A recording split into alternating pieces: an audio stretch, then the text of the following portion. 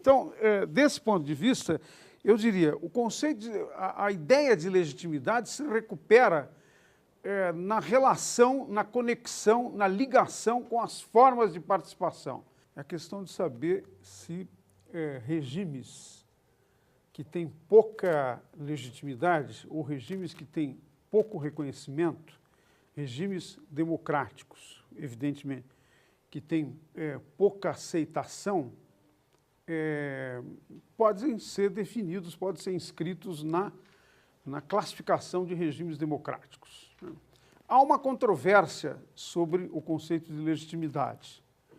Para resumir, em parte, a controvérsia, eu diria o seguinte, lembrando um artigo crítico de um autor que eu já mencionei várias vezes aqui, que é o Adam Przeworski, professor de ciência política da Universidade de Chicago, na verdade um professor polonês, de origem polonesa, mas está radicado nos Estados Unidos há muitos anos. O Przeworski fez uma crítica do conceito de legitimidade, levando em conta a obra, curiosamente ele levou em conta a obra de um brasileiro, do Bolivar Lamounier, né? Ele fez um texto, um artigo, para dizer os regimes que duraram, os regimes que perduram, não precisam de legitimidade se eles tiverem efetividade econômica. É como se nós pudéssemos... É como se ele estivesse sugerindo, é como se ele estivesse dizendo que a efetividade dos regimes se mede não pela maneira como os cidadãos, os eleitores, os contribuintes percebem o funcionamento do regime, as suas qualidades e a sua realização ou não dessas qualidades, mas na medida em que esses atores do sistema, né, captam o que seria propriamente a efetividade econômica e, claro, o seu desdobramento social. Bom, eu acho que nós vamos ter que enfrentar isso na nossa discussão, né? E isso aparece com muita ênfase no texto, nos capítulos do Richard Rose e dos seus colaboradores. Aparece uma série de desdobramentos que nós vamos ter que discutir. Então, eu diria que nesta retomada, depois de algumas semanas que nós ficamos sem nos encontrar, né, nessa retomada, dois temas centrais que recuperam, eu diria, recuperam em parte o debate anterior, mas anuncia, de alguma maneira, né, alguns desdobramentos novos do que nós já tratamos, que são o tema, por um lado, derivado do primado da lei da rule of law, o problema do Estado de Direito, e, em segundo lugar, o conceito de legitimidade, o quanto o tema da legitimidade, da aceitação, da ligação do regime, continua sendo um tema importante para entender o funcionamento da democracia. Mas eu queria, antes de entrar numa apresentação que, num certo sentido, vai nessa direção que eu estou apontando, mais empírica do que teórica, já que nós vamos, nas próximas semanas, tratar particularmente do caso do Brasil, nós vamos entrar no tratamento do caso do Brasil através de textos da minha própria autoria, de alguns outros autores, como Argelina Figueiredo, o professor Antônio Otávio Sintra, etc. Nós vamos tratar, de alguma maneira, de caracterizar o sistema político brasileiro e o seu funcionamento. Então, nessa entrada, eu queria hoje fazer uma introdução de um balanço de como essas questões se colocam para o conjunto da América Latina, né? E, de alguma maneira, introduzir a pergunta, nos perguntarmos, quando nós tomamos alguns passos de distanciamento depois da chamada terceira onda de democratização, do qual a América Latina fez parte, né, particularmente com os processos que se iniciaram no Brasil, Argentina, Uruguai, depois Peru, etc. Bom, tomando um passo de distanciamento, que balanço inicial, porque depois ele vai ser checado especificamente no caso brasileiro, nós podemos fazer do estágio da democracia no continente. Mas, para fazer isso, eu queria hoje, antes de entrar nessa discussão, lembrar dois eventos recentes que, de alguma maneira, colocam, de uma maneira muito crua, colocam alguns desses problemas que nós vamos tratar. O primeiro é um evento muito próximo de nós, né? Os conflitos que se realizaram, que ocorreram entre uma parte dos estudantes particularmente da Faculdade de Filosofia, dessa faculdade, né, e a chamada intervenção da Polícia Militar. Bom, todo mundo conhece as implicações, as derivações do conflito, mas eu queria chamar a atenção para um aspecto mais importante, né, que nós vamos tratar, ao abordar os capítulos do Richard Rose, né, nós vamos tratar, em particular, do que eles chamam, ele e os seus colaboradores chamam de os problemas ou as dificuldades, os obstáculos introduzidos pelas heranças, pelos legados do período anterior para a consolidação democrática e, digamos assim, para o que ele chama de constituição de democracias completas, né? Ele e os seus colaboradores. Bom, a questão que eu queria mencionar aqui é a seguinte: o episódio por um lado, da apreensão do evento de alguns estudantes consumindo droga no espaço da universidade, que depois derivou, primeiro na ocupação da Faculdade de Filosofia, depois numa intervenção que num primeiro momento foi conflituosa da polícia, né, em relação aos que estavam consumindo droga e a sua, digamos, alocação propriamente dito nos termos da lei, né? E depois, derivado desse primeiro conflito, a ocupação da reitoria e a desocupação da reitoria com uma presença maciça da Polícia Militar, que levou a um debate, a um enorme debate que ainda não terminou, como vocês sabem, na comunidade acadêmica, sobre a legitimidade ou não da presença da Polícia Militar. Bom, sem entrar no mérito da questão, pelo menos a essa altura dos acontecimentos, nós podemos até discutir, provavelmente desenvolver opiniões semelhantes, diferentes, iguais, não importa, mas sem entrar no mérito da questão, eu queria chamar a atenção para o quanto isso repercute o problema exatamente do primado da lei. Quer dizer, nós estamos diante de uma questão na universidade que diz respeito a saber se, quando se trata de reconhecer o primado da lei, que implicações isso tem, por exemplo, no que diz respeito a atos que infringindo a lei, e de alguma maneira infringindo a lei, com uma variação de intensidade na infração à lei, pode ser casos menores, pode ser casos maiores, pode ser fumar maconha, eventualmente, num recinto universitário, ou pode ser roubos que ocorreram. Nesses prédios ocorreram roubos de computadores, por exemplo, o que levou, num determinado momento, a faculdade a encher a maior parte das salas e coisas de grades como essas que vocês estão vendo. Roubos, em outros casos, estupros de pessoas, de estudantes, em outro caso, como nós sabemos, pelo menos um caso recente de assassinato. Então, em situações em que você tem, de alguma maneira, infração da lei, não é? Que a lei é de alguma maneira infringida ou de alguma maneira desrespeitada, quaisquer que seja a gradação e o grau de gravidade da infração cometida, não é?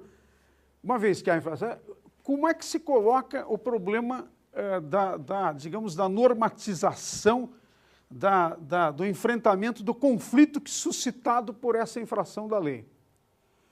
O conflito suscitado tem que ser resolvido em termos estritamente das autoridades da comunidade acadêmica, porque é disso que se trata. Poderia ser uma comunidade religiosa, poderia ser uma comunidade cultural, poderia ser uma comunidade étnica, né? Mas, no caso, é a comunidade acadêmica, tem características próprias de produção da ciência, produção do conhecimento, transmissão do conhecimento, segundo certos critérios que envolvem meritocracia, hierarquia, etc, etc. Quem é que deve cuidar da infração da lei que gera conflito? São as autoridades da universidade ou alguma coisa que diz respeito ao conjunto da sociedade? A razão pela qual eu estou colocando esse problema é que um dos desdobramentos do conceito do primado da lei é que o primado da lei não se afirma apenas pela afirmação da lei, mas ele supõe um grau de subordinação, de aceitação dos membros da comunidade política das imposições da lei. De alguma maneira, aceitar o primado da lei implica que as pessoas se subordinam à lei. Não há muito como, digamos, avaliar a expansão do primado da lei, do quanto o império da lei está efetivamente vigorando, lei igual para todos, lei com universalidade. Se o enforcement, o que os anglo-saxões chamam de enforcement of the law, fazer cumprir a lei, não acontece. Se não fizer para cumprir a lei, se você tem imposto de renda que supostamente alimenta, financia o fundo público, mas uma parte das pessoas evadem o imposto, a lei não está sendo cumprida. E é preciso adotar medidas em relação a isso. O problema é a quem está atribuída a tarefa, digamos assim, aspas, de reprimir a evasão do imposto. São os próprios particulares que pagam ou não pagam. Como eu pago, o que eu devo fazer em relação a quem não paga? Eu que vou reprimir ou eu chamo uma autoridade da sociedade? Eu acho que o problema tem um paralelo no caso de infrações dentro da universidade. Quer dizer, sou eu como professor, hoje eu sou um professor titular, membro da congregação. Eu poderia ser diretor da faculdade, eu poderia ser vice-diretor, eu poderia ser, como foi em outro momento, eu fui chefe de um departamento. Sou eu que vou dirimir ou isso implica em chamar a autoridade que, nos termos weberianos, está investido do monopólio da força para... Então, eu queria chamar a atenção que esse evento recente tem repercussão sobre a nossa discussão sobre o primado da lei, sobre o conceito do primado da lei. O conceito do primado da lei tem dois lados. A lei tem que ser aceita por todo mundo, por um lado, mas por outro lado ela tem um problema de enforcement. A quem cabe fazer o enforcement? Eu acho que em parte da discussão, de alguma maneira, poderia nos ajudar não apenas a entender os eventos recentes, mas de alguma maneira, de uma maneira prática, colocar a implicação teórica de questões práticas como essa que ocorreram na universidade. O segundo exemplo que eu queria dar é que nós estamos agora, como vocês sabem, ainda não se completaram 11 meses desse atual governo, né? Do novo governo que se elegeu em 2010. Se completaram 10 meses e 16 dias. E nós já tivemos a mudança de 6 ministros, estamos na beira de ter a mudança do 7º. Está acontecendo, vai acontecer. Pode ser que seja hoje, pode ser que seja amanhã, ou daqui uma semana, mas está acontecendo. Bom, excluindo um caso que supostamente, segundo a mídia, correspondeu a uma certa situação de incontinência verbal, né? O caso do ministro Nelson Jobim, que a meu juízo estava querendo sair, ele já queria sair, ele já tinha anunciado, inclusive na homenagem ao Fernando Henrique já tinha dito, olha, tem uma certa situação, os idiotas estão... Quer dizer, alguém que estava já, num certo sentido, anunciando que queria sair, cometeu uma incontinência verbal que levou à sua saída. Mas todos os outros casos dizem respeito de novo, a um problema de burla da lei, de denúncias que evidenciaram situações em que autoridades investidas de função de ministros ou de secretário-geral ou de autoridade extremamente importante nos ministérios, não é? Abusaram do seu poder no que diz respeito à utilização de recursos públicos. Em 5 casos, até agora, levaram à demissão, e nós temos um 6º caso. Bom, a questão aqui, de novo, diz respeito ao império da lei, né? Eu não sei se eu consigo formular, a partir do exemplo prático, do exemplo empírico, se for formular um problema teórico. O problema que eu quero chamar a atenção é o seguinte, não é uma coincidência, não é ocasional que num período tão curto de governo, nessa experiência, por uma série de características desse governo, não é uma mulher, é uma pessoa que tinha uma incrustação, uma ligação com o seu próprio partido relativamente recente, é uma política que não tinha propriamente história pregressa, mas que em grande parte foi eleita com base no prestígio do presidente anterior. Quer dizer, uma série de características que singularizam o caso para o bem e para o mal. Inclusive, porque eu diria, no caso, para o bem, porque, num certo sentido, está definindo práticas, procedimentos, algumas condutas diferentes de casos anteriores. Faz um parênteses e esquece agora os anteriores. O que são os anteriores? Os anteriores pode ser o último governo, o penúltimo governo, os 3 últimos governos, os 4. De alguma maneira, nenhum governo do período pós-Constituição de 88, nenhum governo que eu me lembre, vocês me corrijam se eu estiver errado, nenhum governo, de alguma maneira, quando apareceram denúncias, tomaram medidas que levaram à demissão dos ministros. Não é pouca coisa isso. Bom, em todo caso, o ponto que eu quero chamar a atenção é que não é ocasional, nem é uma coincidência. O que significa que, do ponto de vista do lugar que este arranjo de coalizão de partidos que governam, que ajudam o presidente ou a presidente a governar, né, do lugar que isso ocupa no sistema, de alguma maneira está demonstrando, está chamando, está colocando em evidência que tem aspectos, elementos que colidem, que contraditam o funcionamento da lei da democracia. Quer dizer, há na formação, no que parece ser usual na formação das coalizões, há algum aspecto, algum elemento que, não obstante a continuidade do sistema, não obstante o seu funcionamento, mostra que estão sendo gerados casos que têm uma certa sucessão, são mais ou menos coincidentes, mas com as mesmas características, e que significa infração da lei. De novo, uma nova situação. São duas situações diferentes de infringimento da lei ou de infração da lei. Duas situações completamente distintas, com características, mas eu queria chamar a atenção para o quanto isto, de alguma maneira, exige um tratamento, uma discussão do que nós entendemos como o conceito de primado da lei e as implicações práticas para o funcionamento do sistema do primado da lei. Bom, então, de alguma maneira, inspirado por esses dois eventos recentes, eu queria, em primeiro lugar, iniciar uma parte mais prática do curso, começando com esse balanço do que aconteceu na América Latina nas últimas 3 décadas. Né?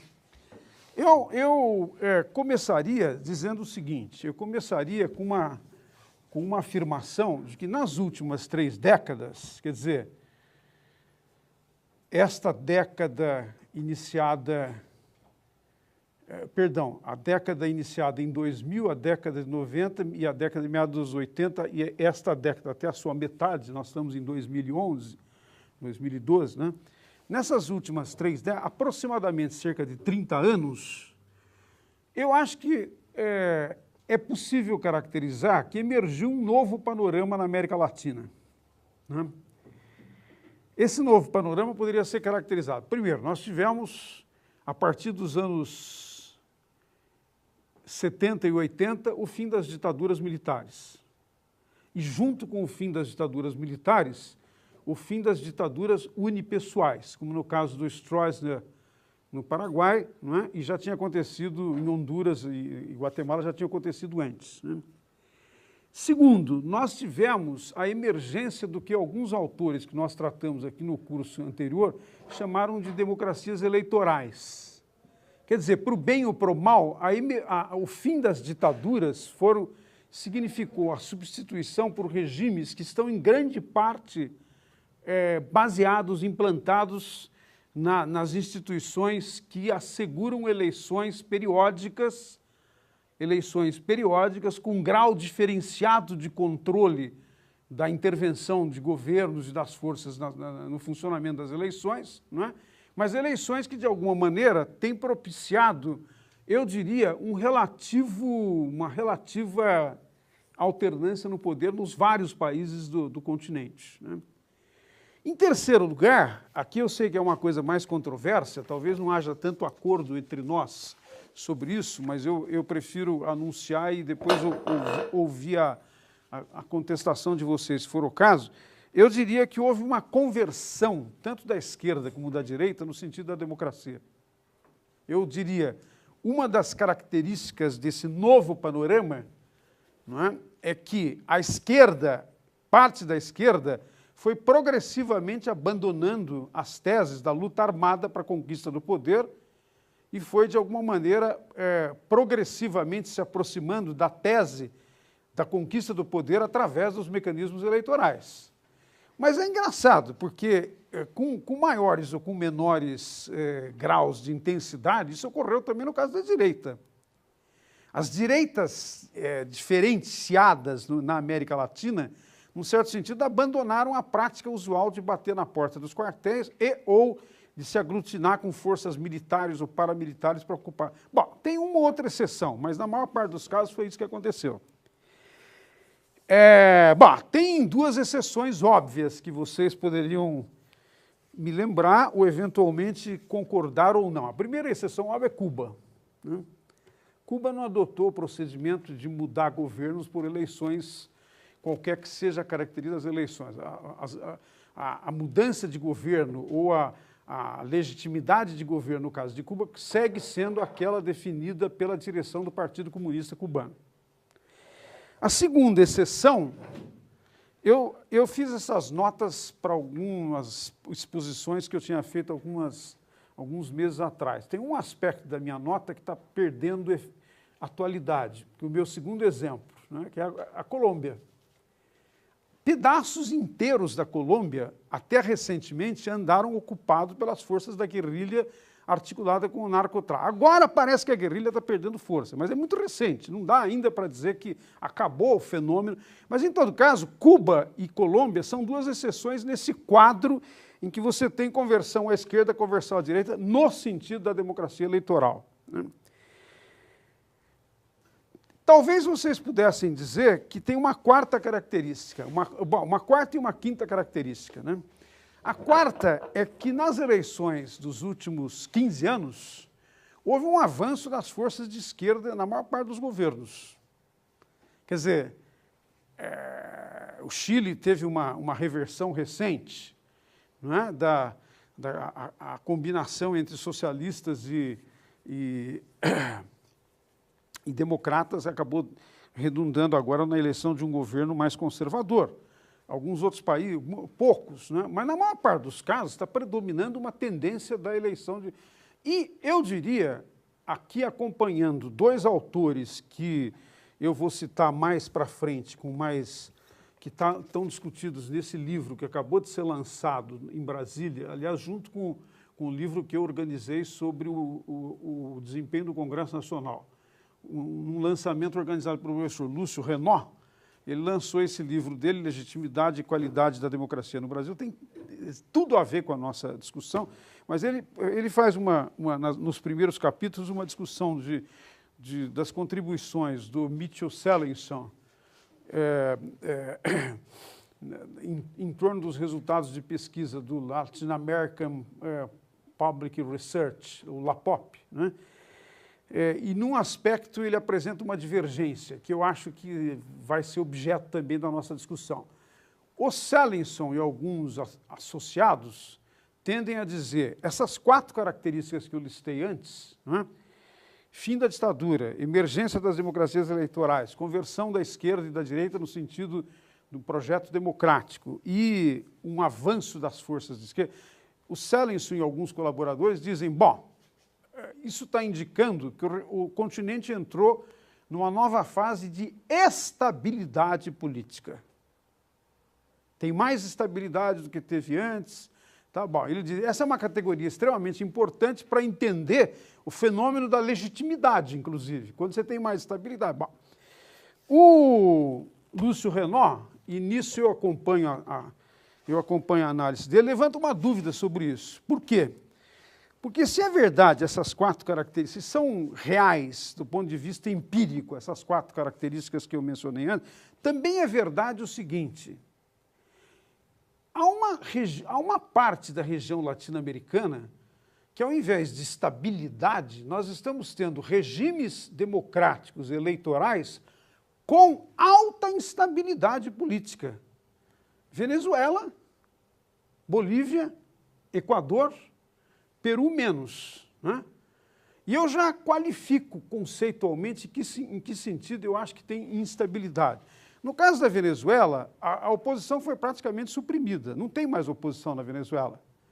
O governo Hugo Chávez vence as eleições, então, mas a oposição ficou de tal modo constrangida que às vezes ela nem aceita disputar eleições. Alguém poderia dizer, bom, mas o líder poderia ir lá e se inscrever. É fácil falar uma certa distância. Quando você está na situação concreta de constrangimento, eventualmente as pessoas não se sentem autorizadas, qualificadas, seguras, em condições de, até de se... Quer dizer, um regime que tem instabilidade sem oposição é um regime que funciona, digamos assim, pela metade, do ponto de vista democrático. Mas nós temos os outros dois casos. Se vocês quiserem, o caso da Bolívia, eu acho que é menos, eu não vou dizer menos grave, mas é menos complicado do que o do Equador, no sentido de que são contestações de grupos étnicos que não se sentem bem representados, num determinado momento até levantar a tese da divisão do país, de dividir uma parte da Bolívia. Bom, depois houve uma série de movimentos, negociações, mas isso ainda está em questão. Quer dizer, então você tem aí uma... Bom, tem um terceiro caso, que é o do Equador, né? O Equador, que já tinha tido uma sucessão de quedas de presidentes baseado na organização, mobilização de movimentos de setores da população, particularmente dos setores de origem indígena, né? Que não se sentiam representados, derrubaram vários governos. Quando elege um governo mais à esquerda, do atual presidente Rafael Correa, que toma a iniciativa de reformar a Constituição, tem uma clara intervenção sobre o sistema judiciário. A um tal ponto em que, num determinado momento, a Corte Suprema, no caso do Equador, ameaçou tomar uma decisão que contrariava o presidente, ele substituiu os juízes na Corte Suprema. Bom, então eu diria, sim, Cellinson e associados têm uma certa estabilidade, mas tem algumas áreas que estão sob alta instabilidade, o que levou alguns autores a chamarem esses países de experiências de democracias iliberais, não propriamente democracias liberais. E eu já aqui faço um parênteses, já avanço na direção de um tema que vai aparecer muito na nossa discussão de hoje, que é o seguinte, o que significa democracias iliberais nesses casos? Duas coisas importantes, e que aí eu quero depois ouvi-las, sobre o quanto vocês acham que isso tem repercussões, está tendo derivações para outros países, inclusive dos países das democracias centrais, e eventualmente do caso brasileiro. Parênteses, pensando na experiência da USP e algumas outras experiências que estão ocorrendo no país, movimentos de contestação à corrupção, movimentos de ocupação, não só aqui, mas também em outras universidades, que é o seguinte, quais são as duas características? Primeiro, uma forte crítica às instituições da democracia representativa. Num certo sentido, é como se, nesses países que eu estou dizendo de uma certa instabilidade, índios que não se sentem representados, pedaços do país da Bolívia que quer se emancipar e formar um outro país. A oposição que não consegue se inserir propriamente no sistema, no caso da Venezuela. É como se as pessoas tivessem, o sistema representativo não os representa. E, curiosamente, em derivação, vem outras duas características que aparecem com um certo nexo na sua articulação, um nexo que as articula. Por um lado, essas experiências, Venezuela, Equador, Bolívia, em certo sentido o Peru, mas eu acho que a última eleição do Peru, de alguma maneira, reorganizou o sistema, né? Alguns outros países com mais ou menos intensamente características semelhantes. Por um lado, você tem presidentes ou governos ou dirigentes que, num certo sentido, não prestam muito atenção, eis aqui, parênteses, eis aqui o retorno do tema da primado da lei, e a relação primado da lei com outros aspectos da dimensão da qualidade da democracia. Presidentes que não prestam muita atenção nos mecanismos de checks and balance, pelo contrário, eles estão dizendo, não é tão importante. Mas, em segundo lugar, vem uma característica que muitos autores estão tratando como positiva, que são tendências de aumentar a participação política, mesmo nesses casos de instabilidade.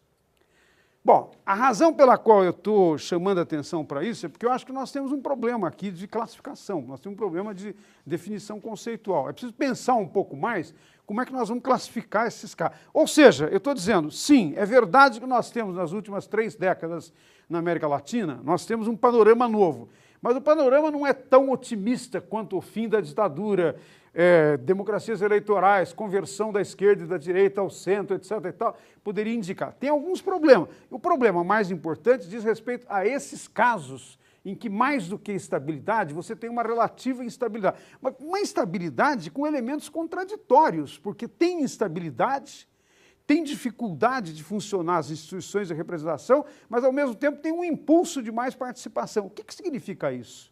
Afinal de contas, de que família de regimes democráticos nós estamos falando? Eu não sei se fica claro, se eu consigo deixar claro para vocês o problema o problema propriamente de classificação teórica que aparece. Bom, tanto nesses casos da Bolívia como do Equador, os 2 presidentes, o Evo Morales e o Rafael Correa, foram eleitos, têm sido eleitos, reeleitos com grande apoio popular, mas, ao mesmo tempo, mantêm uma relação muito forte com organizações que tiveram um papel extremamente importante na derrubada dos governos anteriores e que, quer dizer, apelar para a participação popular sem necessariamente passar pelas organizações da democracia representativa tem sido uma constante, com graus diferenciados. Eu não diria que é homogêneo, é tudo igual, mas é uma constante, né, no caso desse país, né? Tem sido uma constante, né? Bom, tem mais casos de instabilidade que eu não estou mencionando aqui, né? Tem o caso do golpe, no caso da Guatemala, né, da retirada de um presidente. Tem os casos de Honduras, que também, num certo sentido, oscilaram. Tem situações agora relativamente também críticas no caso do México, em que, embora desde a penúltima eleição tenha sido introduzido uma estrutura de eleições democráticas e a oposição ganhou, etc., você começa a ter, em áreas em que o narcotráfico tem muita influência, você começa a ter um fenômeno semelhante, quase que eu não diria de separação, mas, num certo sentido, indícios ou sinais de que, em algumas regiões, a autoridade do Estado não é inteiramente reconhecida, ou porque ele não consegue reprimir a criminalidade, as máfias, etc., ou porque os grupos paramilitares oferecem mais segurança. Alguém poderia dizer, bom, mas o caso do Brasil, em alguns casos, não teve tão distante. Eu diria, como nós vamos ver, o caso do Brasil é muito distante, em vários sentidos, desses casos. Mas tem alguns enclaves parecidos, Rio de Janeiro, que agora as chamadas UPP estão tratando de contrarrestar. Mas até recentemente, aliás, pelo que apareceu ontem na televisão, você tinha áreas da Rocinha em que tinha armas que nem o Exército Brasileiro tem, que estavam sob domínio de facções. Bom, o mínimo que se poderia dizer, né, nestes casos, principalmente no caso do México, em alguns desses países do Centro-América, mas também em alguns enclaves do caso brasileiro, é que você não tem inteiramente o monopólio da força por parte do Estado. Você pode ter até uma alusão à legitimidade, mas o Estado não consegue, em alguns desses casos, exercer o monopólio da força que, teoricamente, ele tem para controlar, para reprimir, para estabelecer, eu sei que o tema é controverso, para estabelecer ordem democrática. Democracia tem que ter ordem, para as pessoas se relacionarem. Sem ordem, as pessoas não conseguem cuidar da vida individual, das suas inserções profissionais. Tem que ter um mínimo de ordem. Não necessariamente ordem no sentido conservador, que implica em reprimir, etc., mas algum grau de ordem. Bom, quando o Estado não consegue fazer isso, o problema do monopólio da força está em questão, né? Então, eu diria, embora eu acompanhe essa primeira caracterização relativamente otimista da mudança de panorama, eu introduzo alguns senões, né? Ou seja, apesar daqueles avanços que eu mencionei, eu acho que nós poderíamos dizer, primeiro, tem algumas ameaças ao funcionamento do primado da lei. E talvez uma das ameaças mais importantes é a persistência de práticas, de comportamentos ligados ao fenômeno da corrupção. Em alguns países, o fenômeno da corrupção é entendido como um componente necessário de funcionamento do sistema político. É entendido como, não tem saída, para poder fazer funcionar os meios, é preciso admitir um certo grau de corrupção, que esse um certo grau, como ele não está previamente definido, ele pode ser pequeno, pode ser maior, porque pode ser bom. Segundo elemento, tem também ameaças a alguns, eu diria, a alguns direitos civis e políticos, e principalmente direitos humanos. Em algumas áreas, talvez isso fique mais evidente em vários países da América Latina, no que diz respeito às populações carcerárias e, de alguma maneira, submetidas ao domínio da polícia, das polícias militares, polícias civis. Mas você tem áreas em que direitos humanos não são inteiramente respeitados. E talvez a questão mais importante diga respeito ao fato de que, quando nós pensamos no controle da sociedade civil sobre governos, ou seja, a dimensão de accountability da qualidade da democracia, tem ameaças também em vários desses países, no sentido de que os mecanismos de checks and balances não estão funcionando inteiramente a contento, e, num certo sentido, os graus de autonomia para a intervenção da sociedade varia de caso a caso, com maiores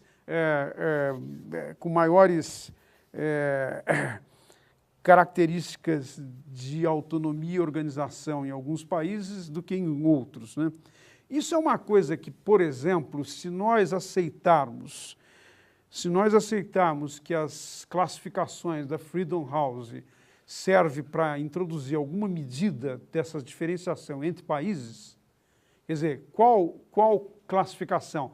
A classificação que a Freedom House faz entre, de um lado, direitos civis e, de outro lado, direitos políticos e a compatibilidade, mesmo países como México, Argentina e Brasil, quando nós olhamos em relação ao período inicial das classificações, quando ocorreram as mudanças de regime, as pontuações têm variado na classificação da Freedom House. Quer dizer, a maior parte desses três países, na maior parte das vezes, eles caíram alguns pontos, inclusive o Brasil. Ou seja, tem problemas aí que poderiam, num certo sentido, indicar, digamos que aquela visão otimista do panorama não é tão otimista assim. Duas questões para nós pensarmos com mais cuidado para frente. Um é o tema da corrupção. E outro, eu queria chamar a atenção, é o tema da criminalidade.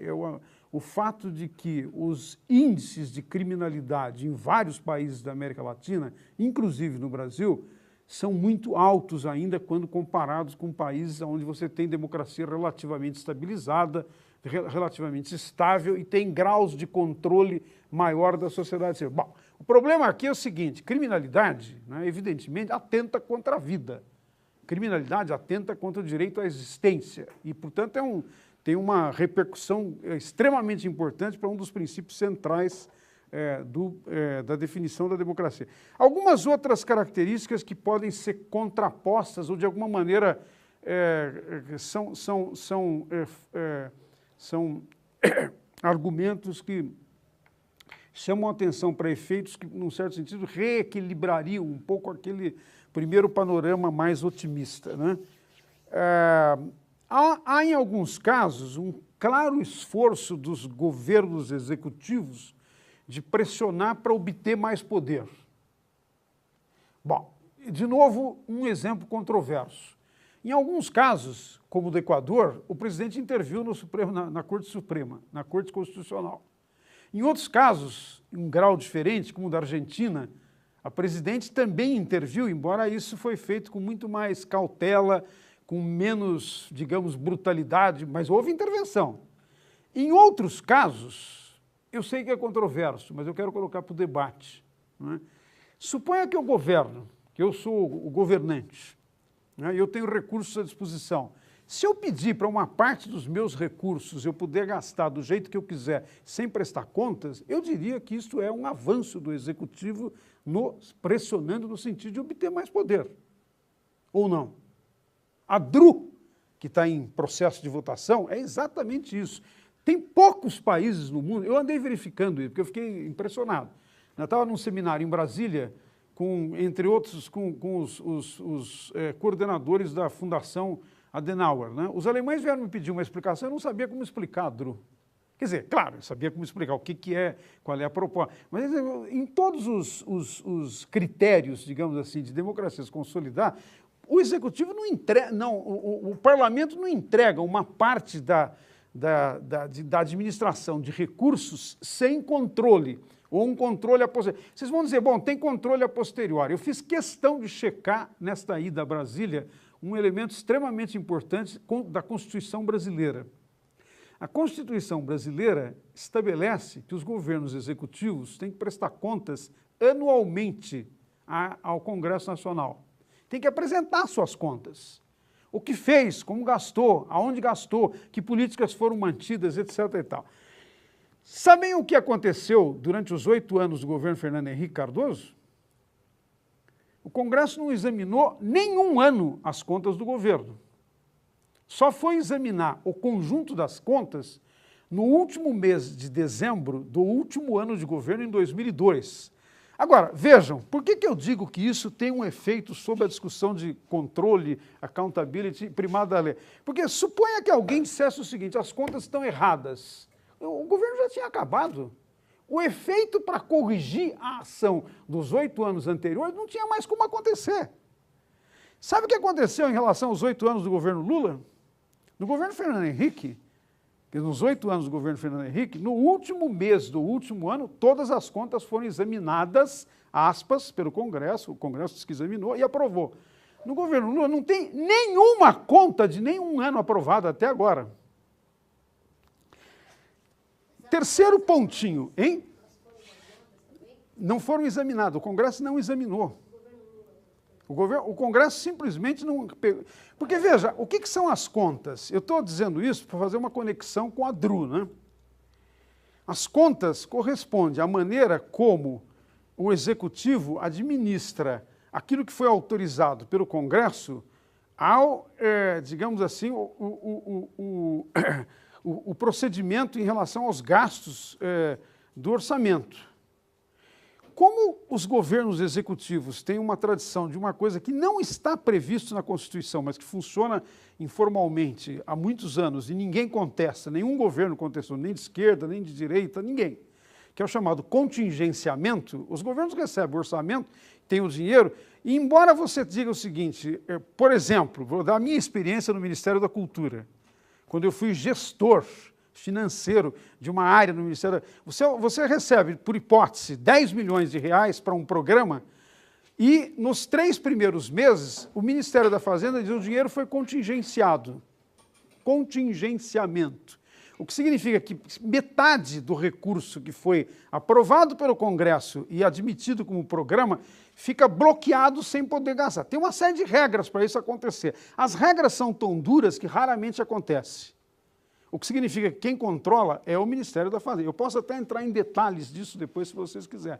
O ponto que eu estou querendo chamar a atenção é que, portanto, como tem um mecanismo de contingenciamento, a prestação de contas anual seria uma maneira do Congresso perceber como o Executivo está gastando o dinheiro e, ao mesmo tempo, que impacto os contingenciamentos estão tendo, quer dizer, a retenção de recursos está tendo sobre programas considerados de importância para as políticas públicas e, ao mesmo tempo, o tema da responsividade, da accountability, né? E, ao mesmo tempo, em que medida a execução desse programa tem que ver com promessa eleitoral, que, finalmente, é o modo como os governos chegam ao poder.